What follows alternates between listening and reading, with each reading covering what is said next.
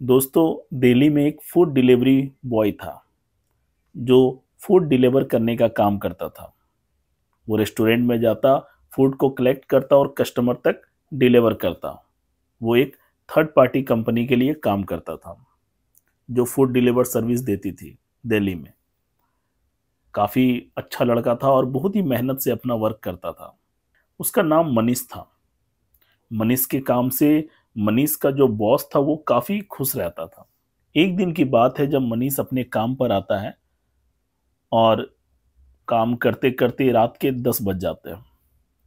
अब मनीष के घर जाने का समय हो चुका था।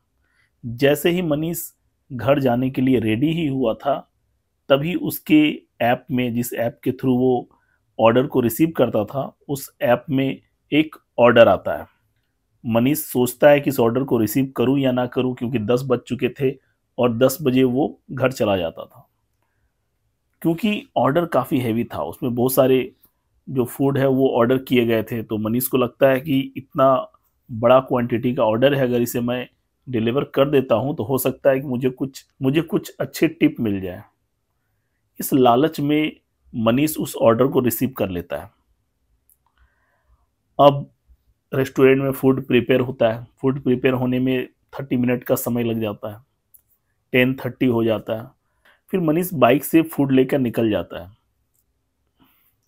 रास्ते में मनीष को एक सुनसान सड़क मिलती है जहां दोनों तरफ जंगल थे और बीच से मनीष को होकर गुजरना था। रात का समय था, मनीष अकेले था।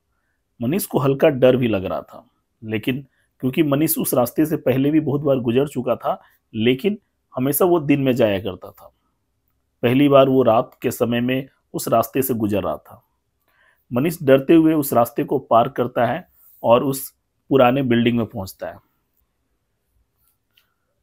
और वो देखता है कि जिस बिल्डिंग से उसके पास ऑर्डर आया हुआ है, वो बिल्डिंग काफ़ी पुराना है। देखने से ऐसा लग रहा था जैसे वहां पर कोई रहता ही नहीं। मनीष थोड़ा आगे जाता है और डोर में नॉक करता है। जैसे ही मनीष नॉक करता है, डोर अपने आप खुल जाती है। मनीष आवाज़ लगाता है कि कोई है। अंदर से कोई आवाज़ नहीं आता है।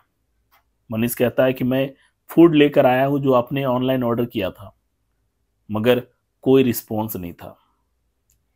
मनीष सोचता है कि थोड़ा रूम के अंदर चल जाता हूँ, हो सकता है वो लोग अंदर के कमरे में हों जिसकी वजह से आवाज़ नहीं पहुँच रही हो। मनीष थोड़ा अंदर जाता है और फिर आवाज़ लगाता है, कोई है। फिर भी कोई नहीं सुनता है। फिर मनीष रिटर्न हो जाता है वहाँ से, सोचता है कि मैं निकल जाता हूँ, ज़्यादा अंदर जाना सही नहीं है। और बिल्कुल सुनसान जगह थी वो, जिसकी वजह से मनीष को हल्का डर भी लग रहा था। तो जैसे ही मनीष रिटर्न होता है और दरवाजे से बाहर निकलने ही वाला था कि दो बच्चों की रोने की आवाज़ मनीष को सुनाई देती है।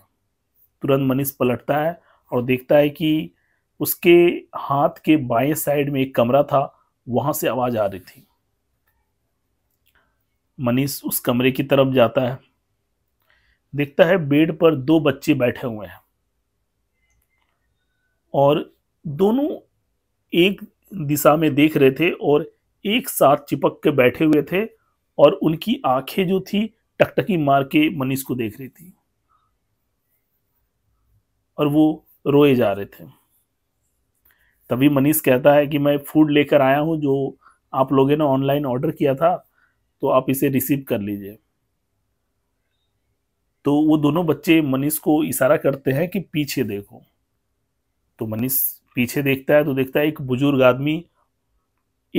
आदमी जो बहुत ही डरावने चेहरे के साथ, बहुत ही भयानक चेहरा जिसे देखकर कोई भी डर जाए, ऐसे चेहरे के साथ मनीष के पीछे खड़ा था। मनीष जैसे ही उस बुजुर्ग को देखता है, डर के थर थर कांपने लगता है और वो फूड का पैकेट वहीं फेंक कर वहां से भागता है और रूम के बाहर जाता है और किसी तरह से तेजी से बाइक को स्टार्ट करता है और चलने लगता है। चलते चलते वो उसी सुनसान जगह पर पहुंचता है, सुनसान सड़क के पास पहुंचता है जहां दोनों तरफ जंगल थे।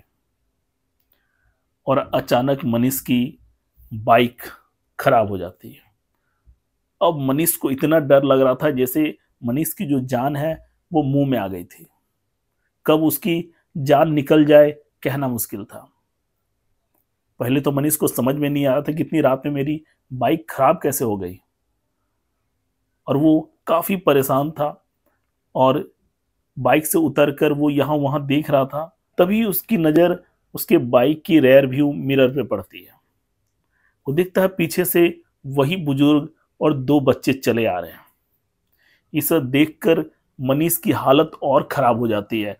वो वहां से तेजी से जंगल की ओर भागता है, इतनी तेजी से मानो जैसे कुछ भी मनीष को परवाह नहीं थी, बस उसे किसी तरह से अपनी जान बचानी थी। और वो भागता रहता है। भागते भागते वो काफी दूर पहुंच जाता है, और भागते भागते वो एक पत्थर से टकरा जाता है और मनीष गिरकर बेहोश हो जाता है। उसके बाद नेक्स्ट मॉर्निंग सुबह में मनीष की नींद टूटती है। मनीष देखता है कि चारों तरफ उजाला हो चुका है और वो एक झाड़ियों के बीच में पड़ा हुआ है। मनीष उठता है और वो अपने बाइक की ओर जाता है। किसी तरह से अपने बाइक के पास पहुंचता है, देखता है उसका बाइक सही सलामत उसी जगह पर था और वो बुजुर्ग दो बच्चे गायब हो चुके थे। मनीष अपना बाइक वहां पर स्टार्ट करता है और बाइक स्टार्ट हो जाता है। बाइक की जो खराबी थी वो अपने आप दूर हो चुकी थी। मनीष वहां से भागता है और उसके बाद प्रण लेता है कि उस रास्ते में दोबारा कभी नहीं आएगा। उसके बाद मनीष के पास दिन में भी उस रास्ते से कोई ऑर्डर आता, मनीष ऑर्डर डिलीवर करने नहीं जाता था। तो दोस्तों, ये कहानी आपको कितनी इंटरेस्टिंग लगी, एक कमेंट के माध्यम से जरूर बताएं। Thank you.